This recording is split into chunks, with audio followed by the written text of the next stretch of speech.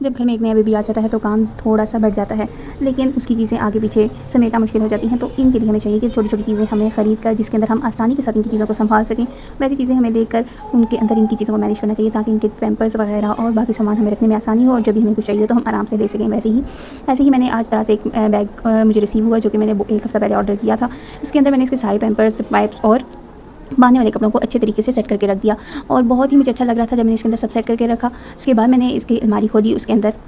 मैंने इसके सारे कपड़ों को बाहर निकाला। उसमें जो एक्स्ट्रा कपड़े थे वो मैंने साइड पे कर दिए और जो पहनने वाले कपड़े थे उनको तय लगा के रख दिया और जो ईद पार्टी वगैरह पे पहनने वाले कपड़े थे उनको मैंने हैंगर के साथ लगा के हैंग कर दिया ताकि जब भी कहीं जाना हो तो आसानी के साथ मिल जाए। बच्चों के जो फैंसी कपड़े होते हैं उनको प्रेस भी नहीं किया जा सकता क्योंकि वो बहुत ही नाजुक से होते हैं और ख़राब होने का अंदेशा भी होता है और कुछ ऐसे होते हैं जो प्रेस होते भी नहीं। तो आपको भी चाहिए कि ऐसी छोटी-छोटी चीज़ें लेकर अपने घर पे लगा लें ताकि आपके लिए भी आसानी हो। ऐसे ही एक ही मैंने बैग दिया था जिसके अंदर मैंने पैम्पर्स वगैरह रखे। ऐसी ही मज़ीद चीज़ें देखने के लिए मुझे फॉलो करें ताकि आपको भी आइडियाज़ मिलते रहें कि किस तरह से बेबी की चीज़ों को मैनेज करना है, किस तरह से सब सेट करके रखना है जिससे घर भी साफ़ सुथरा लगे और बेबी की चीज़ें रखी हुई भी प्यारी लगे, जिससे आपको एक खूबसूरत एहसास भी होता रहेगा कि आपके घर में एक नन्हा-मुन्ना सा बेबी भी है और चीज़ें लगी हुई खूबसूरत भी लगेंगी। जब भी कोई ऐसी ही चीज़ों को सजा हुआ देखता है तो उसके दिल में बच्चे की मोहब्बत का एहसास बढ़ता है और उसे मज़ीद लगन भी बढ़ती है।